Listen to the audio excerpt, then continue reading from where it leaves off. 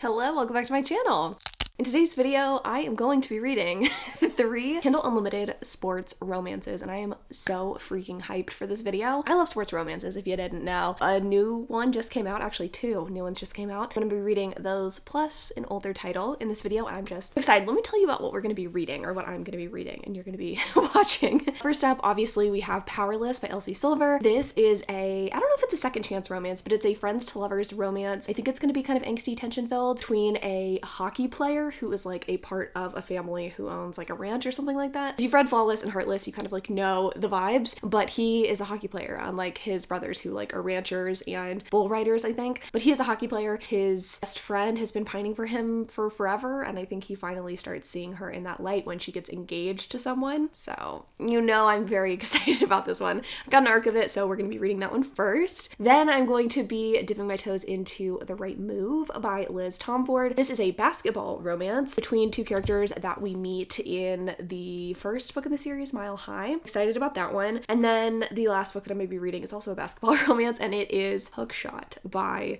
Kennedy Ryan. I always get Hookshot and Blockshot confused, but I already read Blockshot. I think it's actually like the last video before this one I read Blockshot, but in this video I'm going to be reading Hookshot, and I think it's going to be kind of intense. I think this one is a romance between a single dad, I think maybe a woman who is in like some sort of bad situation. I could be wrong, but I think this one's going to be like emotionally intense, unlike Blockshot, which was not as emotionally intense. Excited to read all 3 of these books. Like, I couldn't have asked for a better lineup for KU romances, and I think all of these honestly are going to be 4 or 5 stars. So let's go ahead and get into it. I'm gonna pick up Powerless and hop on bed, not in bed because it's already made, but I'm gonna hop on bed and read Powerless because, like I said, I'm hyped. I'm ready to go. Let's go. Okay, 20% into Powerless, and I knew I would love it. Like, it's a good time. I didn't expect anything less from Miss Elsie Silver. So this is a not second chance romance. For some reason I keep wanting to say second chance romance. It is a friends to lovers romance between Jasper and Sloane. I will say it's a little bit less tension filled than I thought it would be. I feel like in the last book we definitely got hints at the relationship between Jasper and Sloane and how she's like been pining for him for a while, brought up by other characters that she has a thing for him and that he's just oblivious. But in this book the dynamic is not exactly like that per se. I think both characters kind of have a thing for each other.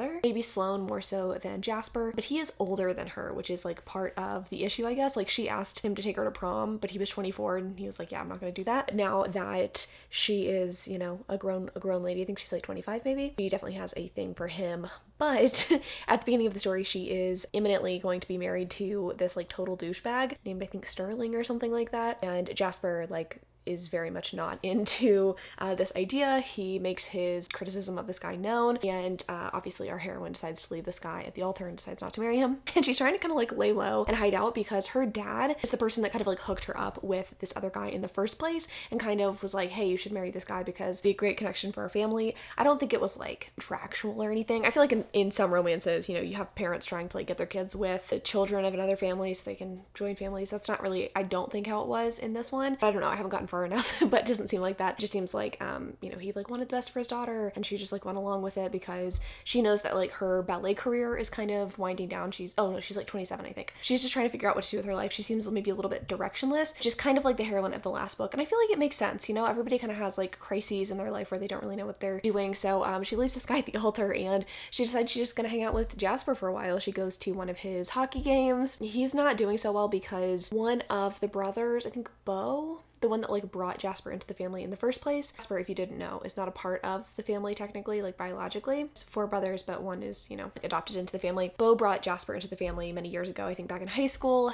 Bo went missing in action in the military recently, and this is kind of like fucking with Jasper's head, and so he is not performing very well on the rink, on the ice. Our girl Sloane is there to like support him and be there for him. So in the scene that I just read, she is like waiting for him after his game where he does really poorly, and when his coach is like, hey, you're suspended for 2 weeks because you need to like deal with your family stuff. So I'm curious what's gonna happen. Like, I wonder if they're going to play house in his like apartment in the city, or if they're gonna go back to the ranch and like hang out there. Liking where things are going. I do think, like, if I were to write this book, I think I would want it to be even more angsty and tension filled, but that's because I'm a slut for angst and tension. And I'm not saying that's not gonna happen because I know Elsie Silver and like she does a good job at that. I definitely think For her, it's more about like the sexual tension, which I'm about, but I think I wanted some more like raw, emotional, angsty moments up front, and I think we're going in a different direction, and I'm curious to see where things go. Overall, like, having a good time. I think I'm going to try to get to the 50% mark tonight and update you tomorrow morning, but so far, very, very good. You've been working out for 8.5 hours. Oh, the light's not that, okay, it's not great. Hello. I just wanted to pop in while the natural lighting is still out and making my forehead look really glossy and delicious. I am with Hayden in the In-N-Out drive-thru line. Hi. Okay, Powerless. I'm 50% in, and I was like a little hesitant, you know what I mean? Like, at the 20% mark, wasn't really sure how I was feeling because there wasn't a lot of like on-page relationship development, because we're supposed to just assume that they like know each other since they've known each other their whole lives, and I get it, but yeah, I was a little worried. Also, I watched Crystal's like vlog about this book, which I think maybe colors my view a little bit. Not even colors my view, like I'm gonna feel however I want to feel about this book, but she made some really good points. That being said, this book is for me. It might not be for the girls, but it's for me. This man hates himself, and y'all know how I feel about that. Do you know that I feel that way? I like when men hate themselves in romance. I just think it's nice and delightful, and there was a scene involving a shower stall and a man and a certain member of his body, and you know, I liked it a lot. I thought it was nice. Yeah, I don't really have much to say. I do think the plot is like lacking in this book a little bit. Right now, the hero and heroine have like some hay bales on the back of a truck, and they're taking them to a different farm or something like that, and I guess it's like an excuse for them to have to stop at like a bunch of different hotels and like sleep together in a non-sexual capacity. But I don't care so much. I like slice of life moments, and I like a man that hates himself. So am I thriving? I very much am. I think the trend of just like less than superb car lighting is continuing. It is 3:30 on a Thursday, and I am about to go get my Starbucks because desperately need some caffeine to perk me up. But I finished Powerless late last night, and I wanted to give you my final thoughts and feelings before I forget them. Not that I would forget them, but I really enjoyed this book. I didn't expect to not enjoy it, but the beginning of the book was a little slow for me, and I was just worried that the lack of like overall plot in this book would make it just like not my fave. And I will say, I still think I prefer Heartless the best out of the series so far. I think there's gonna be 4 or 5 books just because of some of the things that we learn in this particular book, but I just really loved the relationship between Jasper and Sloane. I love a self-loathing hero. I mean, I said it yesterday, and I just like fully stand by that. I really think a delightful self-loathing hero is great, and I also like that the third act like conflict in this book was not a third act breakup necessarily. It's just our hero and heroine having to kind of figure out things on their own, and then our hero like to, I guess, make up for that conflict, coming to our heroine's rescue sort of whenever she has to deal with some people in her life who aren't treating her well. I think really my only critique of this book, or like my only like kind of minor complaints again, are that I wanted a little bit more on-page romantic relationship development.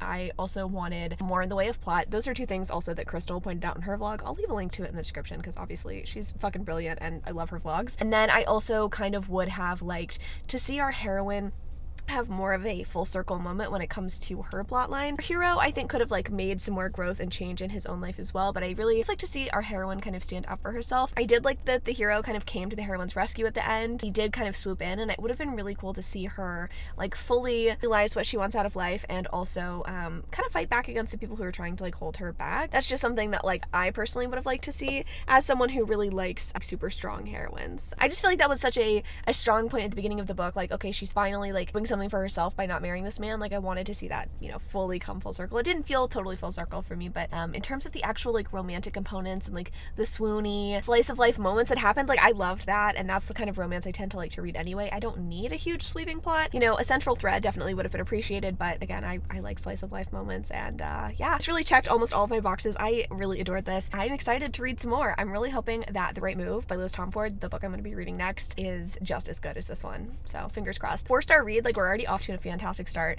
and I think it's honestly only going to get better from here.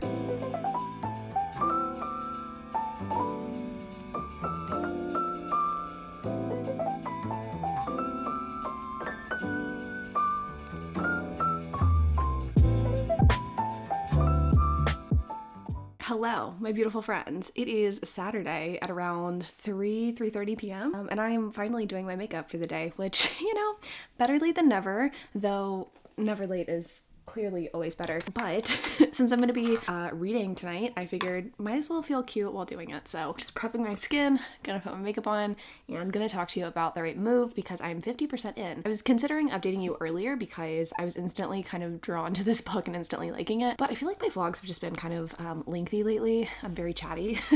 I feel like I've gotten chattier the longer I've been on YouTube, and chatty's not bad, but also, you know, I want to just like give you my thoughts and feelings on books without blabbing forever. So just figured a 50% update on this one would be fine.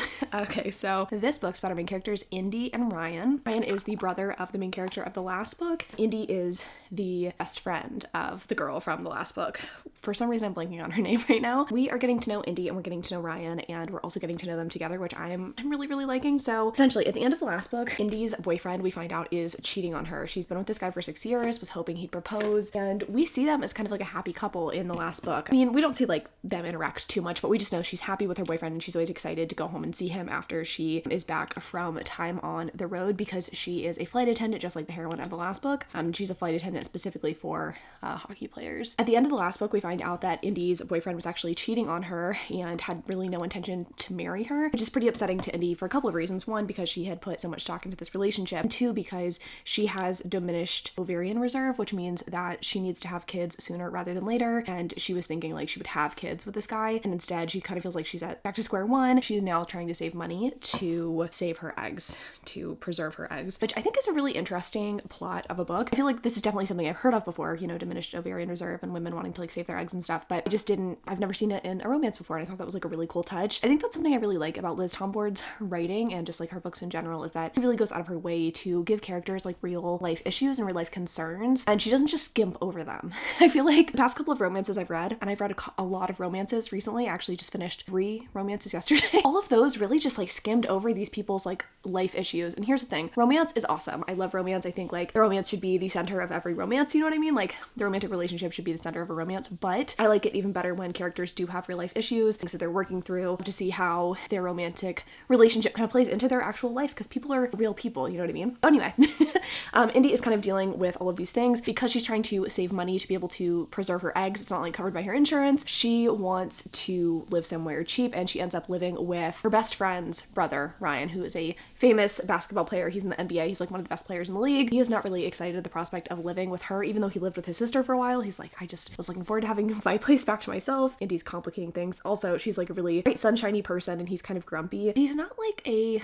traditional grumpy guy. He's very sweet. Like a lot of the things already that he's done for Indy is just so romantic, and I'm just like so blown away by him. Also, his foundation is looking so pale. It's not, I assure you, it's like actually the color of my skin. So already at the beginning of the book, like I said, Indy's trying to kind of save money, and Ryan decides that he's not really going to charge her very much for rent, but Indy doesn't really have any furniture left over from like moving out of her apartment with the last guy she was with, and he ends up just buying her a bed, like a really, really nice bed, because he notices she doesn't have one. And this is like really early on, before there's even like any sort of romantic inclinations going on, and it was just so sweet and heartfelt. Like he really saw her and like really, I don't know, like I love guys who, you know, pay attention to details, and I feel like that's definitely Ryan Shea. Like he is just that guy, and it is such an interesting contrast to the hero of the last book, who's kind of a player and is like trying to get in the heroine's pants. This guy is doing the opposite. He is celibate, and he is just trying to live his life, and then Indy just like walks in and is like, hey, I'm here to ruin your life. Not ruin your life, but like switch it up and make you a better, more interesting, more kind individual, more outgoing, certainly. And there's just like a pretty instant palpable chemistry between the two of them, which I just really love, and is surprisingly rare to find in romance sometimes. Like they'll have two characters who are being smushed together by the author, but it just doesn't really feel like chemistry is there, and I totally feel the chemistry. I also like how these two are like having to come together. Obviously there has to be something bringing the characters together besides just the fact that they're living together. I mean, I say that. I've read some romances like this where, you know, they live together and like roommates is enough to justify them getting together. I think that in this book it's a little bit more complicated than that. Essentially, Ryan is trying to impress the owner of the basketball team. He is now the captain of the team, and the owner of the team doesn't really love him. He thinks that Ryan is a little bit too focused on basketball, is not much of a family man, and so there's sort of like a fake dating situation that happens between Ryan and Indy. Ryan like needs someone to fake date him so that he looks like more of a family guy, and so the owner of his basketball team actually starts to like him. And then Indy needs a date to her ex's, not her ex's wedding, but like wedding of mutual friends, I guess, where where she knows her ex is going to be. It's been really delicious and tension filled, and I'm surprised that even though I'm 50% into this book, there's not really been much in the way of like sexuality. I mean, there has, in that we have our heroine like constantly texting Stevie, the hero's sister, and how much she wants to get with Ryan, which I think is really funny. We haven't really had like any, I mean, they haven't had sex yet, which is kind of wild, 50% into a 500-page book, but I think it's nice. I like the, again, sexual tension that's being built, and I'm like really rooting for these two to get together. I think I might prefer this book to the first one, but there's just something about Ryan's personality and his character that I really, really like. Don't get me wrong, Xander is fun, but he's supposed to be like the playboy with like a secret heart of gold, and that's fine, but like Ryan and his sort of like stoic, staid personality is more my speed. So yeah, I'm really enjoying the relationship there. I think it is, it's cute. I'm excited to see where things go. I'm excited to see if what the main conflict of this book ends up being. Is it just these two are gonna fight their feelings for each other? That's the only thing that I'm like sort of question marky about. Yeah, there's this sort of like fake dating situation, and yes, they're gonna have to go to this wedding together. I don't think that is going to be like the conflict of the story, so I'm curious to see like what kind of breaks these two apart, I guess. Like I'm hoping it's not just like them gaining feelings for each other, but I haven't really seen any hints so far as to what the conflict would be. In the last book, I could definitely see the conflict coming. In this book, I just like don't really know. That being said, I'm loving all of the moments we're getting between Ryan and Indy. It's cute. It's a cute book. I like it. Enjoying it. I feel like I've been rambling because I have to like cut myself off every 5 seconds because Hayden was washing dishes in the other room. But yeah, I will update you when I'm finished with this book, and then we can move on to the last book, Hookshot. Well, Picky and I here just finished The Right Move. We both really enjoyed it. I did cry. I don't know if I'm just like in my emo era or if this book was really just that good, but I think I'm gonna go with the latter. I think this book was really just that good. I'm gonna give this 5 big stars. If I were rating on Crystal's scale, this would be a 6-star read for me. Like this was everything. Like I'm in love with Shay. He is definitely a new book boyfriend for me. Ryan Shay, just what a delight. What a delightful man. Like I said, I was really curious what the conflict of this story would be, and I don't want to spoil it for you, but I feel like it was very appropriate given these two characters were going through, and I also feel like it wasn't a weird or like overly dramatic third act conflict. It wasn't a third act breakup, which I appreciated, and just seeing how it was basically the like emotional baggage and emotional trauma that was keeping these two apart. It felt really realistic and really real, and I really appreciate that. That was definitely the case with the first book in this series, Mile High. It was, I think honestly the baggage of the hero last time as well, which is keeping the two characters apart. And that was the same thing here. The hero here definitely had some stuff in his past, and he was able to kind of like tell the heroine what that was. And unlike Powerless, it wasn't just that was bringing the two characters together. It wasn't just this like one-off omission of like, here's why I am the way I am. He also displayed his really positive traits throughout the story to our heroine, and I just love them together. Like, the way that this man like understood everything that she wanted and anticipated her needs and like went above and beyond for her. I can't. This was so fucking good. This is the kind of book that like makes me so happy to be a Kindle Unlimited subscriber. I hate being a shill for Amazon, but I am just so grateful for the indie romance community. I'm so grateful that these books exist and that authors are able to publish so easily now. I'm just so happy that this book exists. Like, this probably wouldn't exist in the traditional publishing space, and like I'm just so glad that books like this exist. And Powerless was fucking awesome too, but this is like beyond. I'm gonna have to buy a copy of this like immediately. I think if you are someone who likes a quieter hero who is very emotional, still hot in bed, who's wealthy and like uses money in good ways, you need to pick this book up. You need to, okay? Well, phenomenal. This vlog could not be going better. I knew it would, but like, goddamn. Let's go ahead and start in on Block Shot because it's already like nearly 6 o'clock, and I would like to finish this vlog in a timely fashion so you can watch it bright and early tomorrow morning. So I'm gonna do that. I also need to figure out dinner, which should be interesting. We had lunch kind of late, which you saw. I had some homemade tomato soup and grilled cheese, and that was quite delightful. Hayden made that for us. But yeah, I don't know what we're doing for dinner, so we need to figure that out. But I'll be back. In the meantime, I think I'm gonna hang with these clowns. I don't know what they're doing. Are y'all both groomy? Wow, beautiful. Gross. All right, I'm in my PJs. It is almost 10 o'clock and I'm like 30-ish% into Hookshot. I missed Kennedy Ryan. I'm listening to the audiobook. I don't know. I'm not loving this, but I'm hoping it's just because I'm too early in. So this book's about our two main characters, Keenan and Lotus. At the beginning of the book, we have a pretty cool, like, badass opening. I don't really want to, like, spoil it for anyone, but we quickly learn that Lotus is working at a fashion house. He's, like, the right-hand woman to this, like, really great designer. He's, like, up and coming, and she is just living her life. I find out, though, that she is, like, she's dealing with some stuff, some maybe, like, repercussions from her childhood or something like that. She has been kind of hooking up with dudes pretty regularly, and now she's kind of like, you know what, I think I need a break from this. I'm trying to just kind of, like, I don't know, get my life together in a sense, because she's finally ready, I guess, to deal with her childhood trauma, okay? And then she meets Keenan, or I guess she, like, re-meets Keenan. Lotus is the cousin of, is it Iris in the first book? So she kind of knows Keenan, or she's met him once, and she had, like, an instant attraction to him, and he did as well. And he is going to be modeling watches that the fashion house is, like, collaborating on with some sort of, like, sporty tech company. So anyway, they've got him as the model. Keenan and Lotus are, like, kind of reuniting, and he is in New York at this point because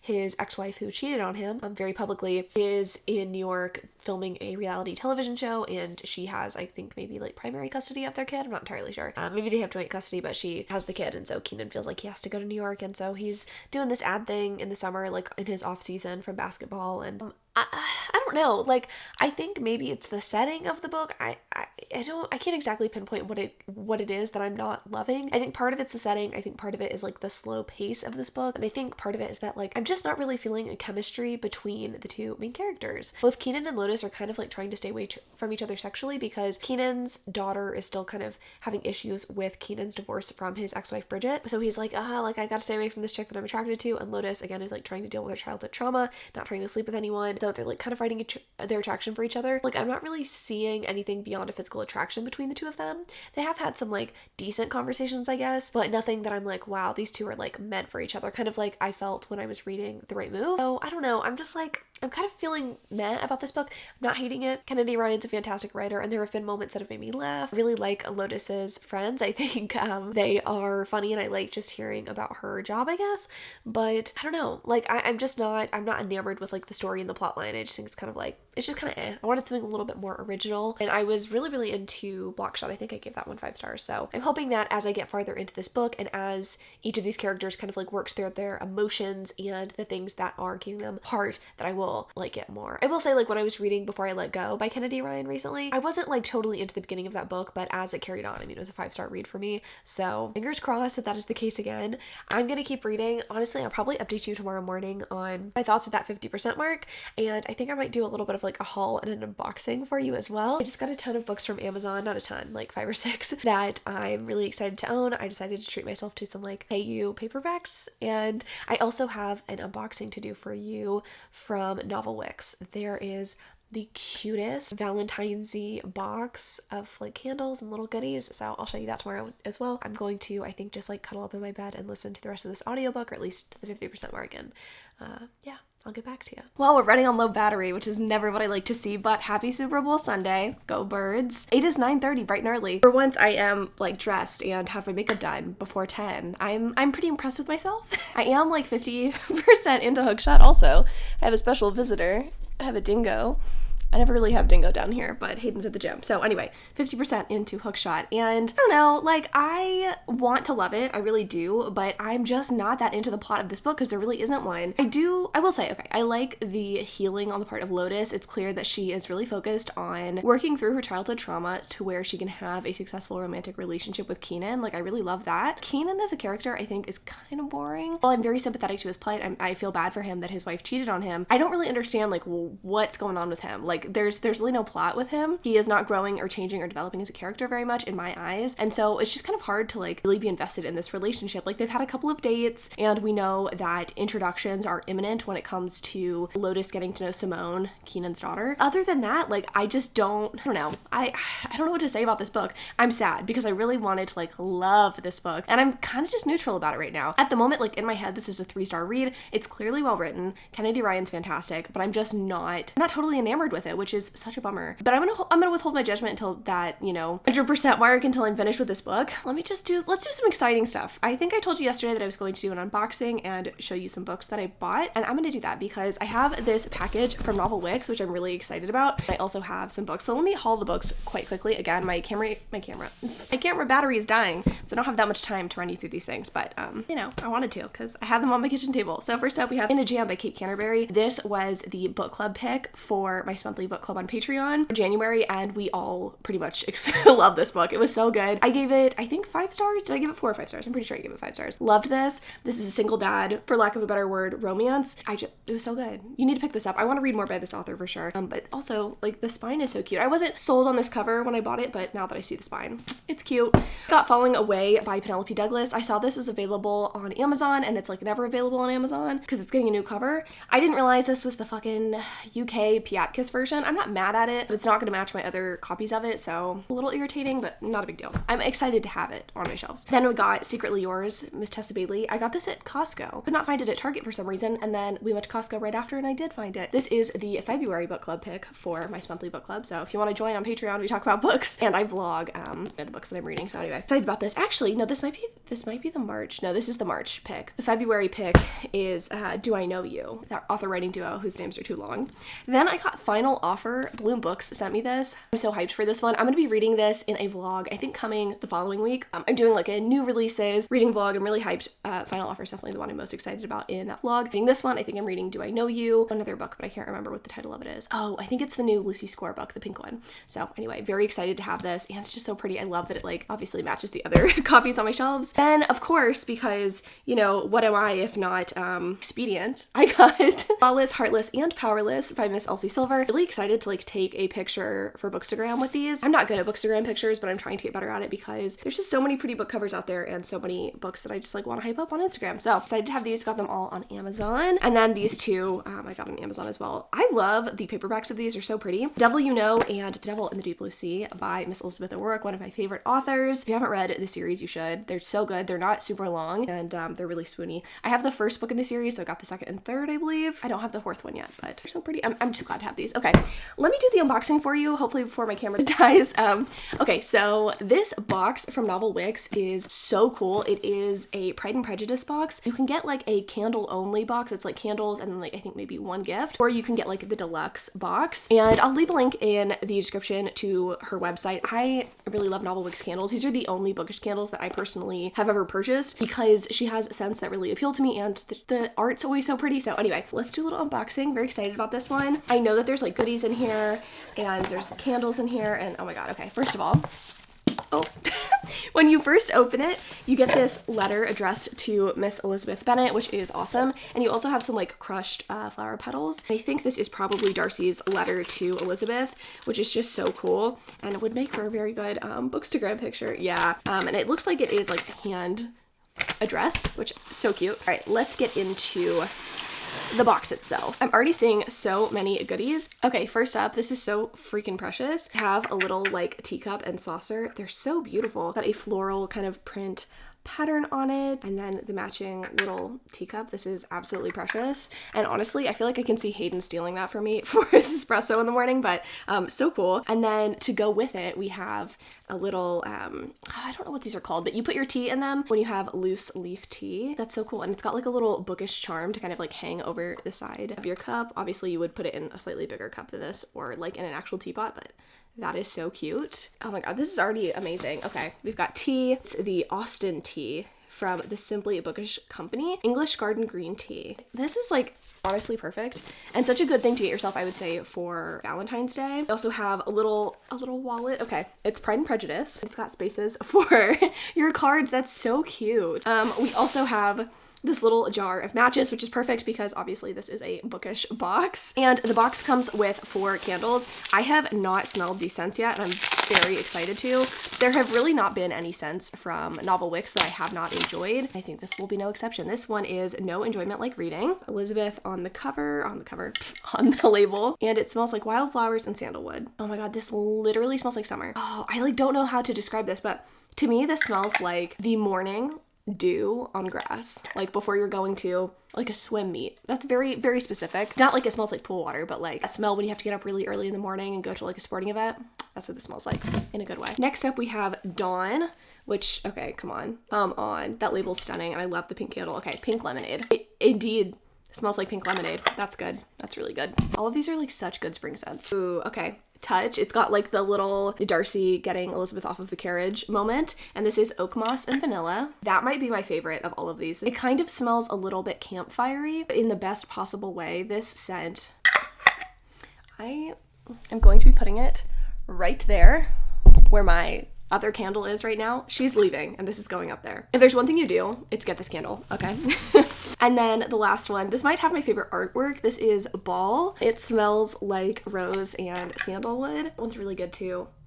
This one smells like really sophisticated. It smells like a really nice perfume, but not too floral. It does say rose, but it's not overly aggressive with the rose scent. I am honestly obsessed with this box. Like, I knew it would be good because I don't think I've ever received anything from Murphy that like I haven't been impressed with, but I really feel like this is the perfect thing to treat yourself to, or a friend or your mom. Like, send them this box for Valentine's Day. I know I checked last night, these boxes are still available, like the entire box, like all of the details. But again, if you just want the candles and I think like a small gift, that's also an option on the website as well. And I don't know if any of these scents are individual, but in general, like Murphy's candles are some of my favorite. Like, I'm obsessed with these scents. So I'll leave a link in the description down below to her site. And thank you, Murphy, for sending me these. I am literally so hyped. I love adding to my candle collection. I think what I'm going to do now is burn one of these, probably Touch.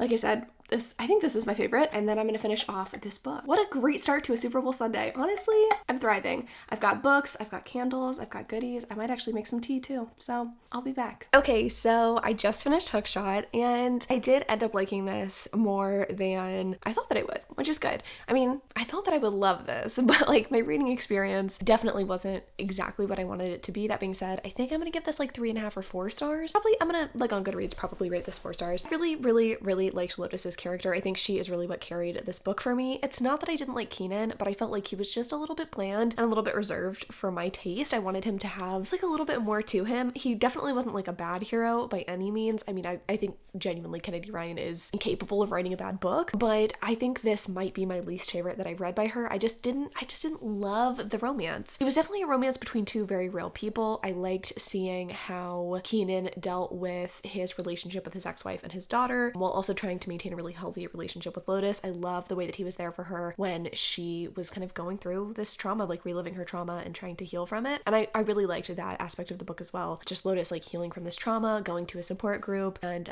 getting the help that she needed. I really liked that element of the story. I just think that the plot was a little bit lacking, and there were just some elements that felt a little too soap opera-ish for me. I did like the sort of like voodoo aspect to the story. That wasn't my issue. I think for me it was like the end of this book, there were like 2 twists, I guess you could say, or like 2 big emotional beats of the story that I felt a little bit soap opera-y. And I don't think that's necessarily a terrible thing. It's just not necessarily what I am looking for. And again, after reading The Right Move right before this book, it's impossible to like not compare the two. They're both basketball romances, and they kind of have similar, I guess, heroes in a sense, like both reserved heroes who have, you know, some like trauma, relationship trauma in their past, I guess.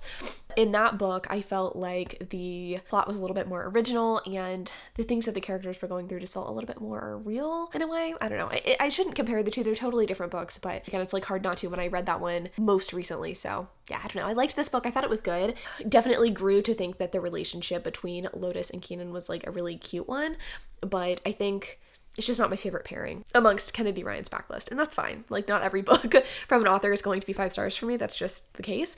But that being said, having 2 4-stars and 1 5-star romance in a video, I'm saying that's pretty good. Like, I'm pretty pleased with that, especially since I just finished up a Patreon exclusive reading vlog. I had 2 3 stars and 1 like 1 star. So this is quite the improvement, and I just love sports romance. What can I say? I love KU. This really like renewed my love of reading in a sense. I was feeling a little bit slumpy, but after this, I'm feeling good. I'll leave links in the description. Everything that I've talked about in this video, to Crystal's vlog, to the novel Wix box, not sponsored by the way, but I do have a code if you want to get like a discount. I think it's Chan10. I'll leave that in the description. And then also links to all of these books if you want to check them out on KU. That's an affiliate link, so I'll like get a little bit of a kickback if you buy a book. I don't know if I get a kickback if you use Kindle Unlimited, but regardless, I'll leave the links for you. Thanks so much for watching this. I love y'all so much. I hope you have a fantastic Super Bowl Sunday if you celebrate, and or a fantastic day whenever you're watching this.